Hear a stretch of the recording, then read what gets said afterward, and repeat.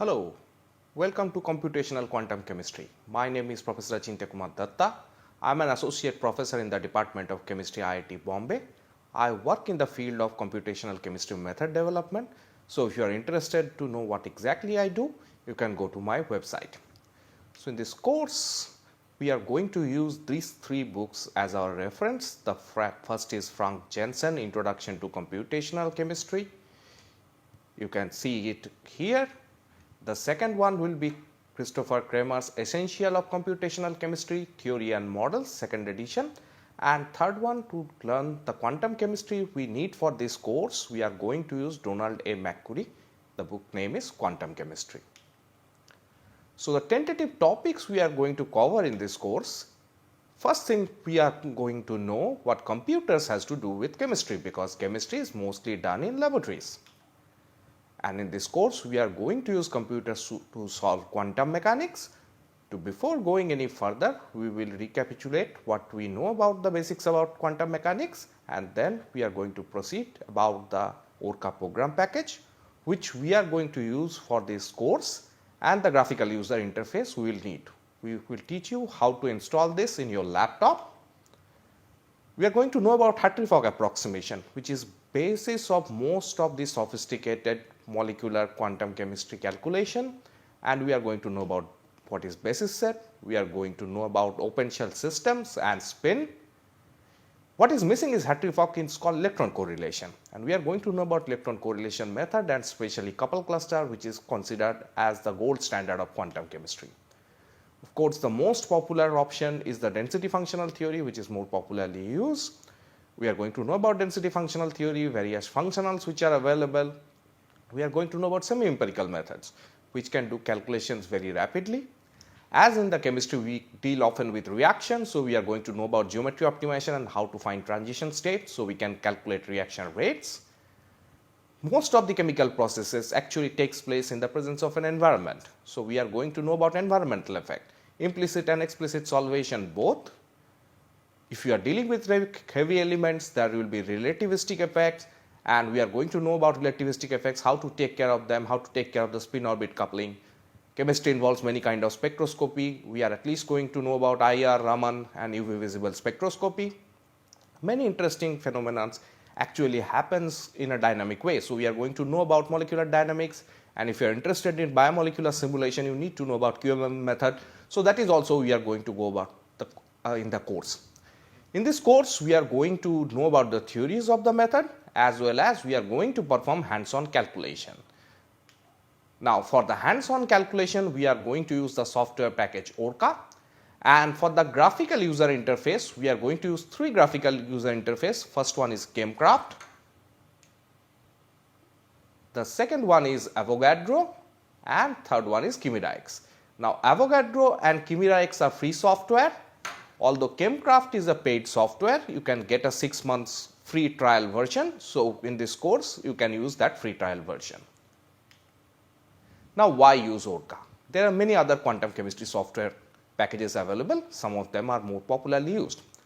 First advantage with ORCA is that this is very fast and it is free for academic users. So you can get this software, download this software for free. Of course, it is free for academic users. If you are an industrial user, then you need to contact FACTS GmbH, which deals with the industrial license of ORCA. Moreover, ORCA can be used for various kind of system. For most of the organic chemists, the standard system size is like 40 to 50 atom. This is dexamethasone. In this case, you can do the calculation. A DFT calculation can be done around 2 minutes. And a very sophisticated DLPNO CCSDT calculation, which is considered as the gold standard of chemistry, that can be done about 12 minutes. So this is for a standard organic molecule. If you want to go for a protein, more than 2500 atom. So to do a DFT calculation, if you use PB, it takes around 3 hours. And if you want to go WB97X, it takes around 5 hours. That means ORCA can do calculation for both small molecules as well as large biological systems. The more advantageous thing is that it has more than 65,000 registered users. It's a very strong popularity growth, and there is a very nice forum exist for ORCA. So if you have problems, you can post your questions, queries, doubt in the Orca forum. I will put a link to the Orca forum and someone or the else will answer these questions. Now, let's come to chemistry. When we think of chemistry, most of us think chemistry as this. However, in this course, I will show that chemistry can be also done like this. Now, this, what you see in this file, this is actually an Orca output file which you may see during this course. Now, when I tell my colleagues that chemistry can be done like this, they often scoff at me, and this is not new. This French philosopher, whose name I can never pronounce, at 1838 told that any attempt to use mathematical methods for the investigation of chemical question must be considered as completely irrational and is strongly opposing the spirit of chemistry. If mathematics will ever occupy a prominent place in chemistry, an absurd idea that is fortunately is completely unrealistic, this would lead to a rapid and irreversible decay of this scientific discipline. If this is true, then what we are going to do in this course? Well, he was proven wrong very soon by these three strange looking gentlemen. Erwin Schrödinger developed wave mechanics, Werner Heisenberg developed matrix mechanics, and Paul M. Dirac married the general relativity with the theories of quantum mechanics. Although we talk of Schrödinger equation, what we actually solve in computer is more close to the matrix formulation of Heisenberg. And this is one of the most famous quotation of Dirac, that the fundamental laws necessary for the mathematical treatment of large part of physics and the whole of chemistry are thus completely known. And the difficulty lies only in the fact that application of these laws leads to equations that are too complex to be solved. So, what Dirac meant that the fundamental laws for physics, and he says large part of physics and whole of chemistry, he was a physicist, so he did not consider chemistry at a very high ground. They are completely known. Problem is that when you try to solve these equations, the equations becomes very complicated and too complex to be solved. And the quotes go on. Hence, it would be desirable to develop practical approximation scheme for the applications of quantum mechanics.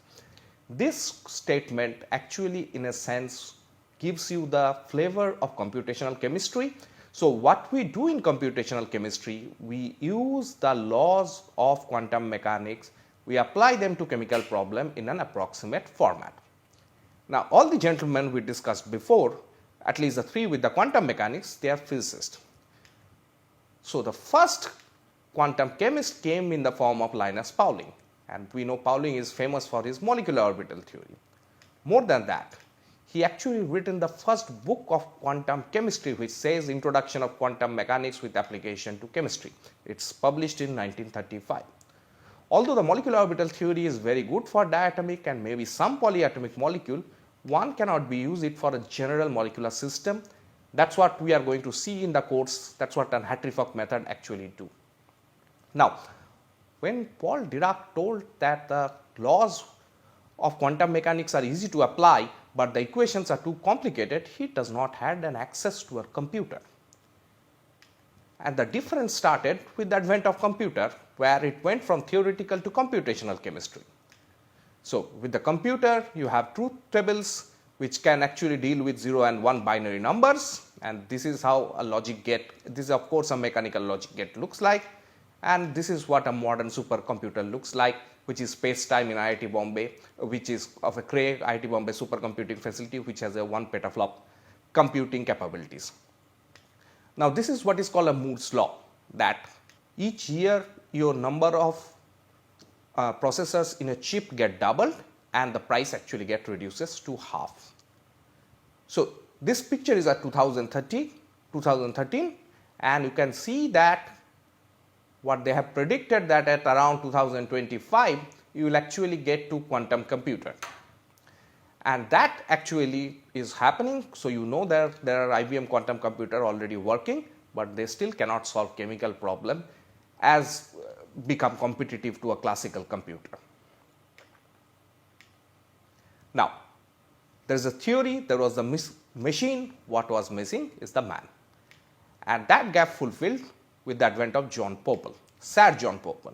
So he developed this software Gaussian 70, which is the first general purpose quantum chemistry software package which can actually do general calculation. And this software package was actually circulated freely through Quantum Chemistry Program Exchange, which started with a free and open source software, actually get commercialized very soon. And because of his contribution on developing Gaussian, John Pople got the Nobel Prize in 1998. Theoreticians getting Nobel Prize is common in physics, not so much common in chemistry. And John Pople was the only other example where people have won Nobel Prize in doing theory in chemistry. Now, the software package was initially available freely through Quantum Chemistry Program Exchange. From 1987, it becomes a commercial program which don't give you source code in all the cases, and the company went on to ban John Pople in 1994, which lead to famous ban by Gaussian controversy. If you want to learn more about it, you can search it in the internet, but these days various quantum chemistry software packages are available, starting from MolCast, MolPro, TurboMol, QChem, PQS, Orca. There are many more. I have just mentioned a very few, and we are going to use the program package Orca for this course. Now, what we can calculate using this package? Enrico Clementi in 1975 already started claiming we can calculate everything. Enrico Clementi was one of the pioneers in doing atomic heteroform. I had the good fortune to meet him once. He's a very amazing man, but he went overboard to make this statement that we can calculate everything. After almost 50 years of his statement, we still cannot calculate everything. So what we can calculate? We can calculate actually a lot of things. What we can do in order to predict quantities that cannot be measured, short-lived intermediate that never accumulated enough for the experimental studies. Or we can interpret outcome of experiments, complex NMR or EPR spectra. We can obtain insight in the regularities of data, understand the key factors that contribute reactivity trends in a series of related complex. We can predict the outcome of future experiment, how do I change the molecule in order to optimize a given property? How do I have to change the molecule in order to optimize a given property? Many other reasons, and also it can tell us about many other reasons why the synergy between theory and experiment is greatly enhancing the efficiency and the depth of the scientific analysis. So with this, we will go into the laws of quantum mechanics and try to revisit them and recapitulate them a little bit. Thank you.